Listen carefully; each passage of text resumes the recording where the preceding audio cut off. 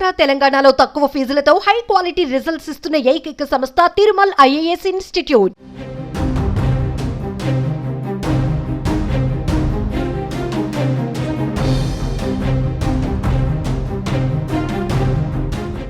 Breaking news చూస్తున్నాం. దేశంలో HMPV కేసుల సంఖ్య పెరుగుతున్నట్లుగా తెలుస్తోంది. తాజాగా మరో కేసు అయితే నమోదైంది.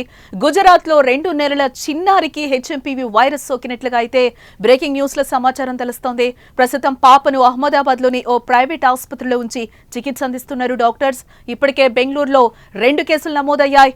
3 నెలలు అలాగే 8 నెలల వయసున్న 2 చిన్నారులకు ఈ వైరస్ సోకడంతో వారు ఆసుపత్రిలో చికిత్స పొందుతున్నారు. తాజాగా గుజరాత్ లో నమోదైన కేసుతో మొత్తం దేశంలో హెచ్ఎంపీవీ కేసుల సంఖ్య 3కి చేరినట్లయింది. ఒకే రోజు 3 కేసులు నమోదవడం కూడా ఇప్పుడు కలకలం రేపుతోంది. ఎటువంటి ప్రయాణం చేయకపోయినా చిన్నారులకు హెచ్ఎంపీవీ సోకడం ప్రభుత్వం ఆందోళన వ్యక్తం చేస్తోంది. హెచ్ఎంపీవీ వ్యాప్తిని అరికట్టేందుకు చర్యలు చేపట్టారు. ఇప్పటికే కర్ణాటక ప్రభుత్వం గైడ్ లైన్స్ కూడా జారీ చేసింది.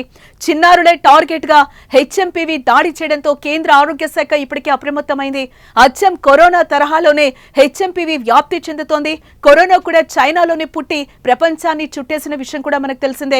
ఇప్పుడు కొత్త వైరస్ కూడా చైనాలోనే విజృంభించి పక్క దేశాలకు వ్యాప్తి కలవరపెడుతోంది. ఇది పిల్లలు, వృద్ధులు, బలహీనమైన రోగ నిరోధక శక్తి ఉన్న వ్యక్తులను వేగంగా ప్రభావితం చేస్తోంది. దీని లక్షణాలు సాధారణంగా ఫ్లూ లాగే ఉంటాయి.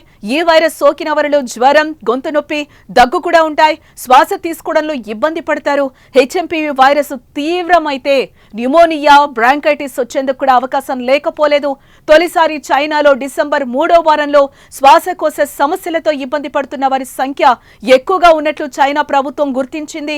వారిలో హ్యూమన్ మెటానిమో వైరస్, రైనో వైరస్ కేసులు అధికంగా ఉన్నట్లుగా కూడా గుర్తించింది. అక్కడ ఈ ప్రభుత్వం ముఖ్యంగా 14 లోపు వయసున్న చిన్నారుల్లో ఈ వైరస్ అధికంగా ఉన్నట్లుగా కనుగొన్నారు.